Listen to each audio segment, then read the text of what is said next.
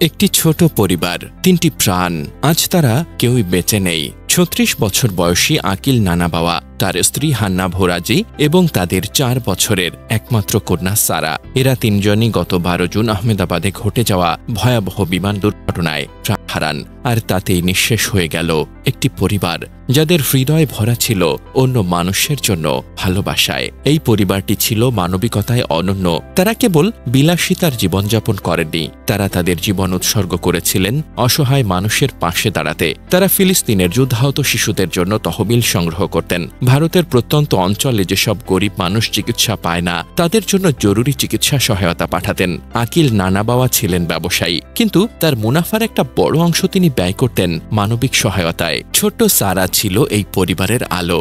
স্কুলের শিক্ষক বলেন, সারা যখন ক্লাসে ঢুকত মনে হতো যেন রোদ ঢুকছে।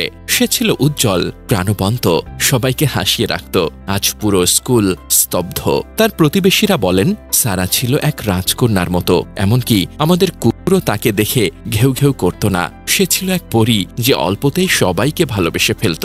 ব্রিটেনে বসবাস করা এই পরিবারটি চলে গেছে, কিন্তু রেখে গেছে এক ইতিহাস, নিঃশব্দ ভালোবাসার ইতিহাস।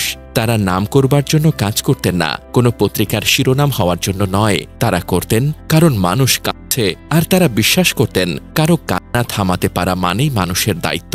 ইমাম আবদুল্লাহ সামাদ বলেন, এই পরিবারকে আমি দেখেছি কাঁদতে, গাজার জন্য, ভারতের গরিবের জন্য, সিরিয়ার যুদ্ধবিধ্বস্ত শিশুদের জন্য। তারা ছিল নীরবে কাজ করা ফেরেশতার মতো।